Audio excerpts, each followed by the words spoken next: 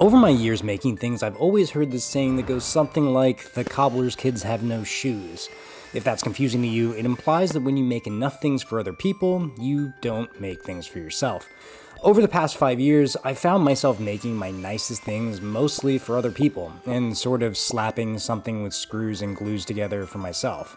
So this dining table, along with the bed I made last year, was part of this personal movement to make nicer for myself. A couple years back, I made my interpretation of George Nakashima's conoid table, and was a little jealous that I didn't get to keep it. My dining table is the very first thing I ever made, a stack of 1x's pocket holed and glued together, standing on hairpin legs. Enter George Nakashima's Minguren 1 table, which was the inspiration for this build. If you're not familiar with Nakashima, not gonna work here anymore anyway. George Katsutoshi Nakashima was an American woodworker, architect, and furniture maker who is considered one of the finest 20th century furniture makers and designers. His work draws from his background in architecture, his Japanese heritage, and a more organic expression of wood as a medium for craft. Now, this table isn't a Ctrl-C, Ctrl-V copy of a Nakashima table. While Nakashima's work is indeed heirloom, his joinery techniques in all of his furniture are far more pragmatic. It's important to remember that ultimately George Nakashima was a production furniture maker, so while quality was a premium, ultimately so was time. Speaking of time, my original plan was to finish this dining table before my daughter's due date in November of 2023. Then after she came 3 weeks early, the plan pivoted to Thanksgiving of 2023. But of course, shop time with a newborn and a recovering wife is at a premium. And as other projects took priority, the cobbler's kids continued to have no shoes. Now, tape measures can be highly unreliable, especially with the play that is in this little hook. So I've marked a line on this board here, and that kills off a certain section. I marked it off of this edge because I want to have reference faces and keep my edges consistent. I'm doing a method called killing 10. Brought out 10 inches, and I've lined up the 10-inch mark to my line, and then I'm going to count from there. Since I need 29.25 as my total height, what I need to get in terms of this tape measure is to 39.25 because, as I said, I've killed 10 here. Just gonna drop a little tiny hash mark, and now I can take my square, line it up to my hash mark, and strike my line. And this will ensure that I have exactly 29.25 between these 2 points.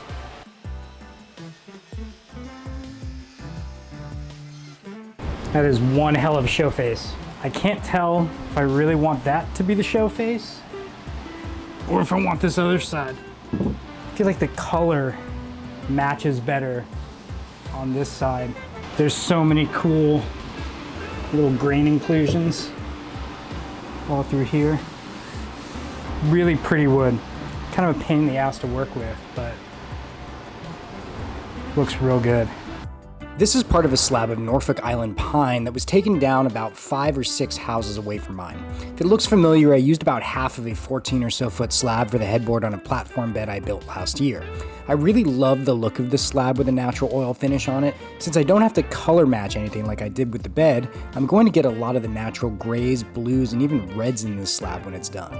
Also, while this was flattened on the Lucas mill, it's been sitting on my porch for about 6 months now and has one hell of a cup to it. So this is one of those weird things about working with live edge slabs. You have areas obviously that are not going to be flat, like this little section of the trunk / crotch here. Since I can't really clamp my track all the way across because this is not stable over here, I'm just going to cut this side like across my line, flip it over, and then line my track back up to my cut, and then get the flat side here. Have that being able to rest my track on. That should get me one nice straight line all the way across. And honestly, like, check out this slab. I mean, this is insane.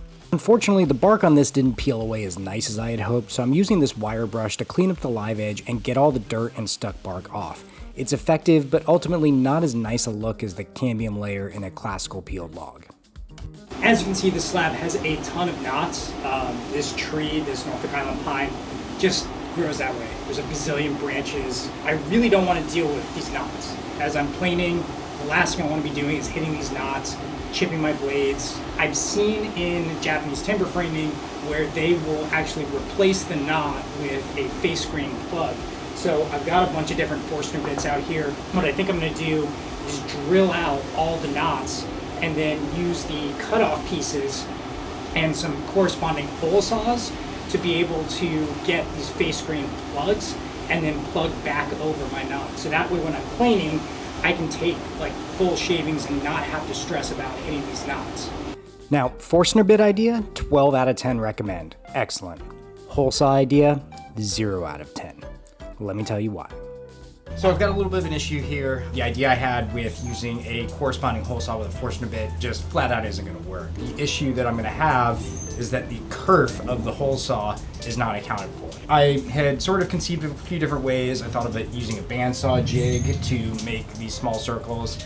That really isn't gonna work either. I think the diameter of these little circles that are gonna plug these knots are just too small. So I'm going to turn a bunch of blanks on the lathe here and just custom fit each one of these, which is going to be really tedious, but I think I can do it fairly quickly. That being said, should be able to give me a nice fit on each of these little plugs, so we'll see how that goes. And for some of the larger areas that were punky and cracked, I opted to go with the Dutchman or butterfly inlays, which are very much identified with Nakashima's live edge slab work.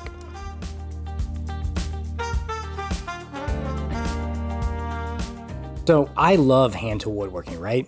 But hear me out, when it comes to bulking out waste, there are a few things that are better than a router, especially if you're trying to get a clean bottom and a mortise. With all my inlays, I'll drill a small pilot hole and then use the router to get the meat out before refining with a chisel, and that saves a ton of time. And in my opinion, there are few tools in a small shop that are more versatile, reliable, and necessary than a quality trim router.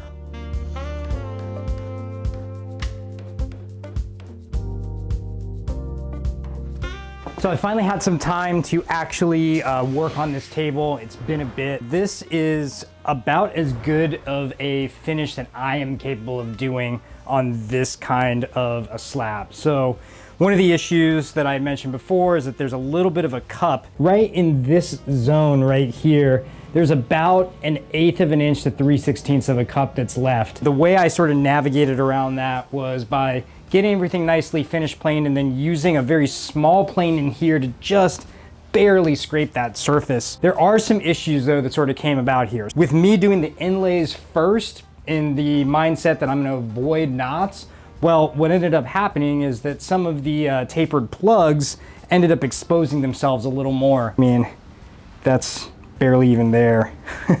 And it's pretty nasty. So I'm gonna come back. I'm not gonna do a circular plug over this one. I think I'm just gonna do a rectangle. And then over here as well, kind of a similar thing. And it's because of the taper. So once I decide to come back and do something like this, that'll be nice and snug and tight and just clean all that up, I think we're gonna be looking really, really good.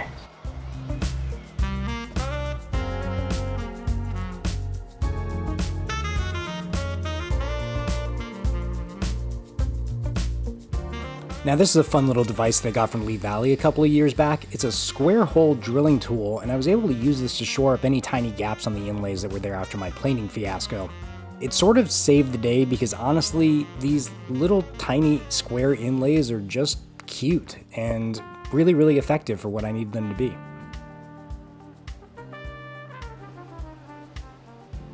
So at this point, the only thing I really care about is figuring out how to flip this over without marring this surface in any way. And that's probably the most stressful part of this right now. I spent a ton of time working on this, trying to make sure that this surface was as close to perfect as I could feasibly get it.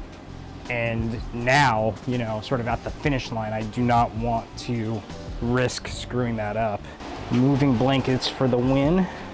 Now this corner had like that thin edge, so I don't want to use that as my pivot point to flip it. So I'm gonna actually flip it in this direction. Get it all nice and tucked. Come on, come on. No whammies, no whammies.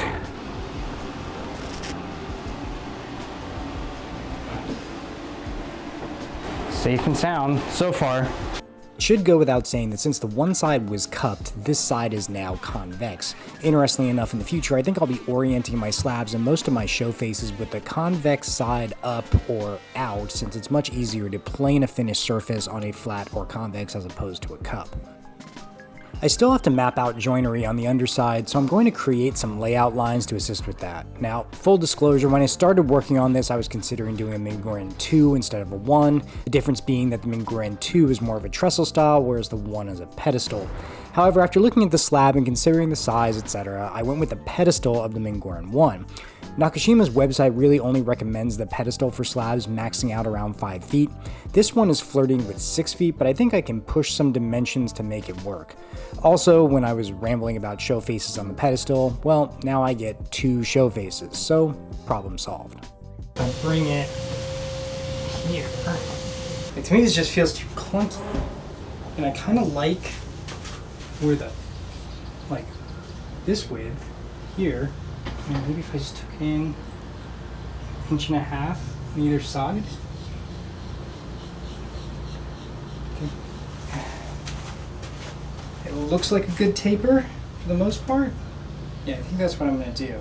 I could set up a gauge and then just lose a little bit too much real estate there.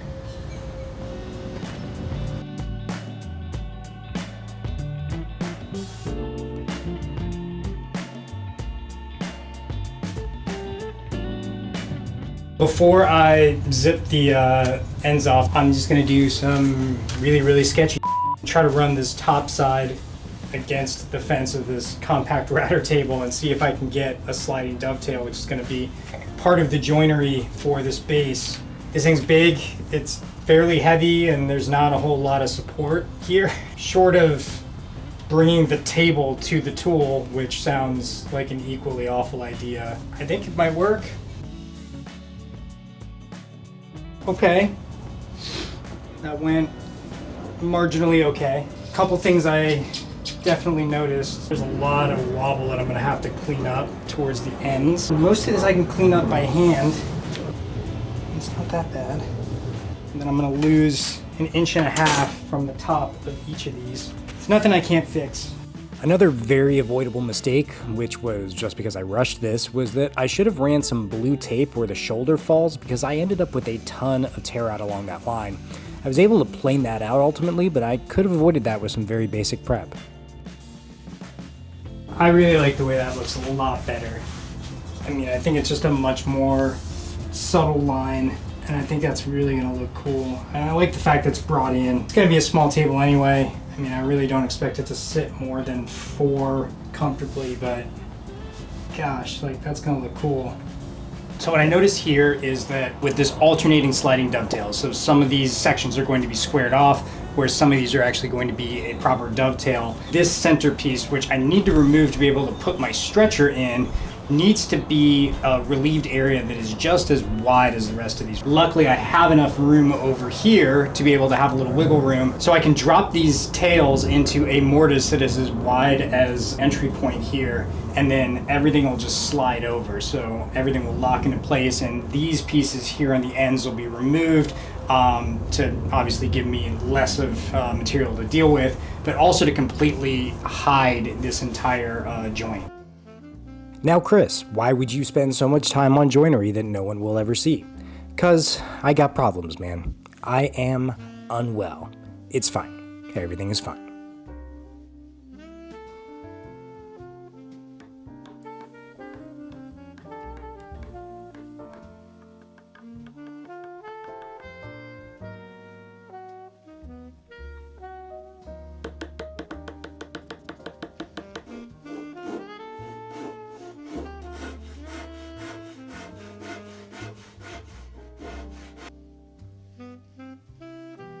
Big no-no here, I didn't draw my entire center line across the whole workpiece here. I only did it just for the purpose of the joinery at the top and the bottom. And I now don't have a center line because I cut that piece out. Typically, you always want to make sure that if you're working center line layout, that you always have that line to be able to reference off of. And the problem that that's sort of relaying now is that I have to translate this hidden sliding dovetail into the actual tabletop, and I want to use my center line that's here to be able to measure off of that. So I'm just going to have to do this the sort of slow way. I'm going to measure this mortise, which I already did that. It's actually 3 centimeters, divide it in half, and then I'll kind of work my way from each side in halves to be able to lay everything out. The key to the locking sliding dovetail setup is hogging out with a straight bit first, using the dovetail bit only on the edges because those bits do not like taking a ton of material. I've seen a ton of disasters in that regard. And then knocking out the squares, the little square mortise, which is the insertion point for the joinery. Let's see if this works. No? Had it right the first time.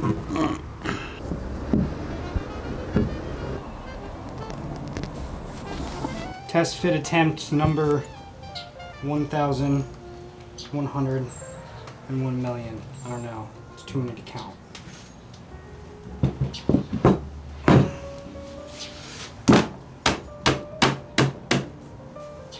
Nice and snug. Here we go, full send. Worth saying that a couple of years ago I was working on Ann from Ann of All Trades' dining table in Tennessee, and in a much similar fashion I smashed the tip of my middle finger on my left hand trying to set some joinery. So be mindful, be demure. I'm pretty close. I can see my center line here, so that actually will be a pretty good indicator as to if I'm fully seated. And it looks like I've got maybe another 2 mil to go. Let's just see if I can drive this bad boy in there. I have actually gone just a touch too far. Just so you can see kind of the reason why I did this joint, I mean, it is solid. And the cool part is that because of the dovetail and that room that's underneath it, sucks the shoulders into the actual tabletop itself. I still have to do another planing. And the good thing is because I left a room at the bottom and removed a little extra material, whatever I do to plane this surface is really only going to further allow me to seat this even better. And then obviously I'm going to have that stretcher here, which I think is going to be 5 inches high.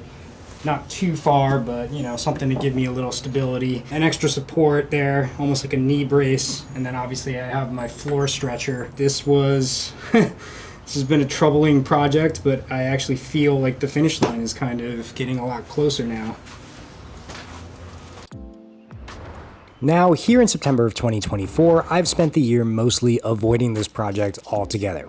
And I had a couple of commissions that I knocked out along the way, but earlier in the year, my wife and I booked a trip for us to go to Singapore and Japan at the end of October.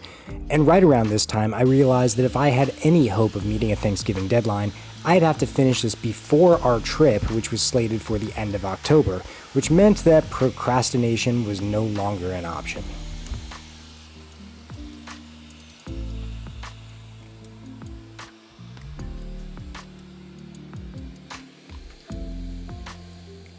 This little flange I'm notching out is for Andy Klein's Pica screw, which I'll use to do a final locate on the base for install. A little more on that later.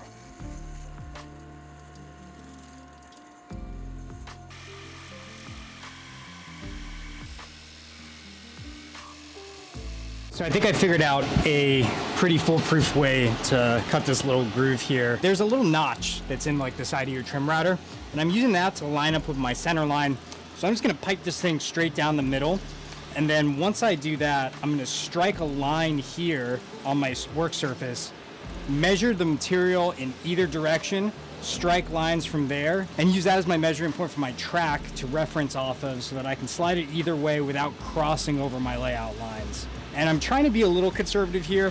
I don't mind having a little bit to clean up with a chisel and some planes later, but I mean, I just want to make sure that this joint is as tight as humanly possible around that center pedestal.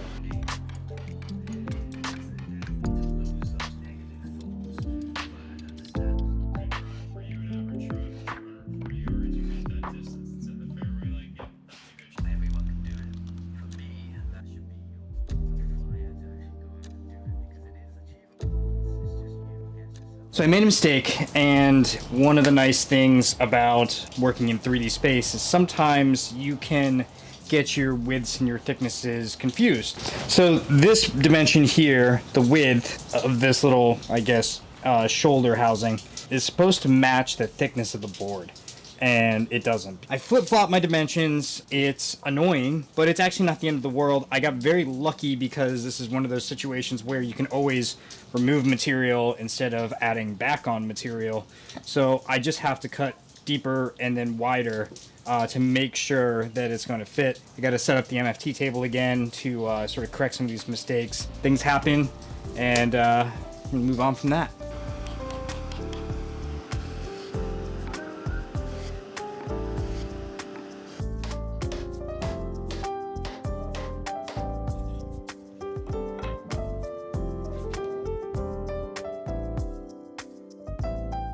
Since I don't have a nice big drill press with room for activities, I went over to my buddy PJ's to use his big floor standing drill press to drill out the hole for the pica screw. Luckily, he actually suggested to do some tests on the depth and some scrap, otherwise I likely would have screwed this up going full send straight off the bat. The idea here is that the pica screw is to sit flush with the flange so that when installed, it just looks like a smooth disc of metal in the final workpiece. Alright, so we're going to try this hide glue thing again. If you watched my last video, I had an incident with some hide glue where it reversed itself under extreme heat. We're going to try to not have that happen here. Luckily, this is going to be my table.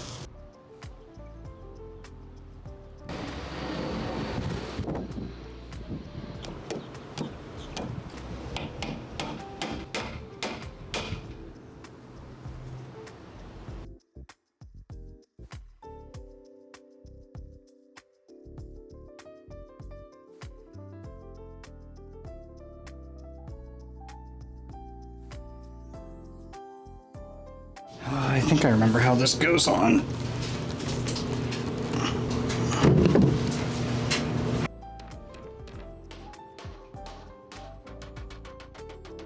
This feels like it's moving a lot slower than it did before. I don't know how I feel about that. Maybe it's just because it's heavier. The problem is I can't tell if it's all the way seated or not. There's also the slight chance that this is backwards. I really cannot remember.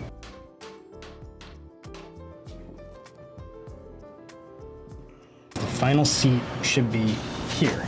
I guess the more important question is, do I care? So it looks like the reason it might have been so hard to get on is because I had to turn around.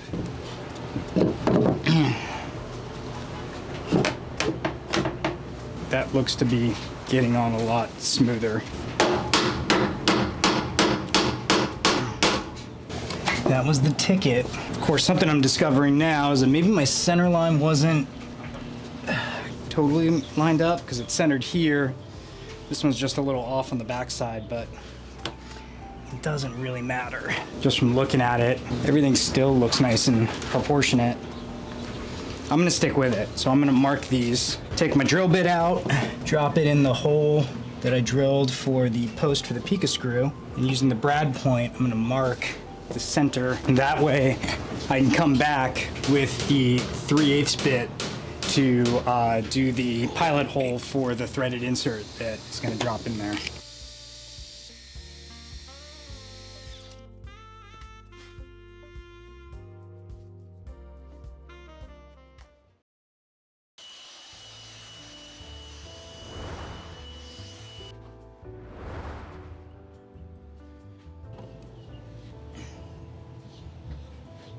So I had this like horrible sick feeling when I was doing the joinery on the bottom with the framing chisel.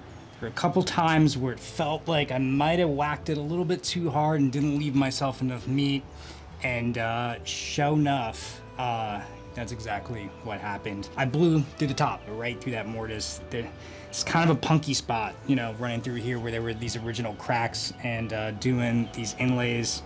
And yeah, it got the best of me. Problem is that I'm kind of running a little low on this material. I can get some more from my buddy PJ if I need to, but I've got some scrap to be able to try to cobble together some patchwork here. I'm a little nervous because my joinery is right here. So this is going to create a very weak spot in the actual table itself. I'm considering doing multiple patches to be able to give me a little rigidity. I might even do it a little thicker than I probably would originally because of the fact that this area is so structural. Well, we'll see how it goes. More work, and then obviously, without saying, I'm gonna have to replane this whole top again, which actually, kind of looking at it, I think I do want to just hit it very lightly with a finish plane and get everything nice and sharp. But I mean, this table has just been beating me up for a year now. This doesn't make me feel any better.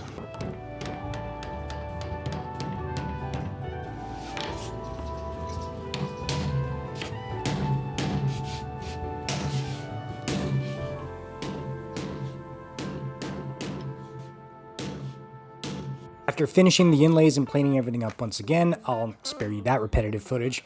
It was time for finish. I opted for Real Milk Paint Company's Half and Half, which is a blend of tung oil and their citrus solvent. It's a little bit of a faster curing alternative to their pure tung oil, and I will say the citrus solvent makes it smell a lot nicer than that odd nutty smell that pure tung has. If you'd like to get your own or any of the other Real Milk Paint Company products they offer, use coupon code CowDogCraftworks for 10% off on their website.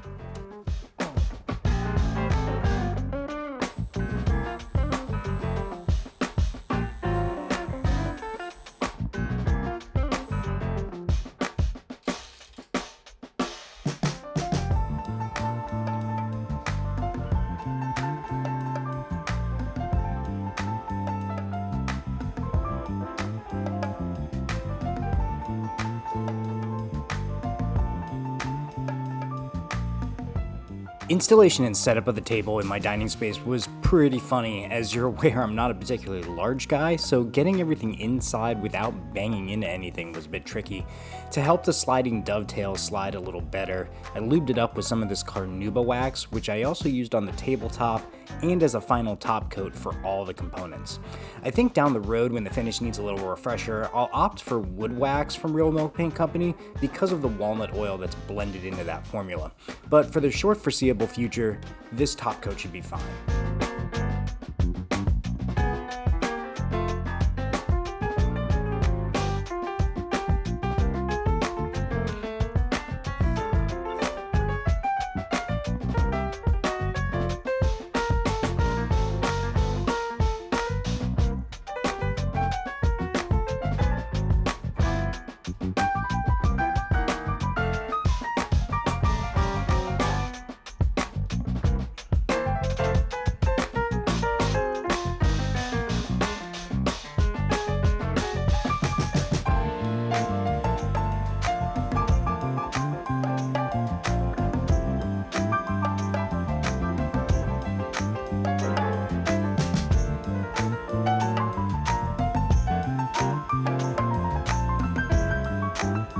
I've always been curious about people that make tables and the importance and weight that they put on them from a societal and cultural perspective.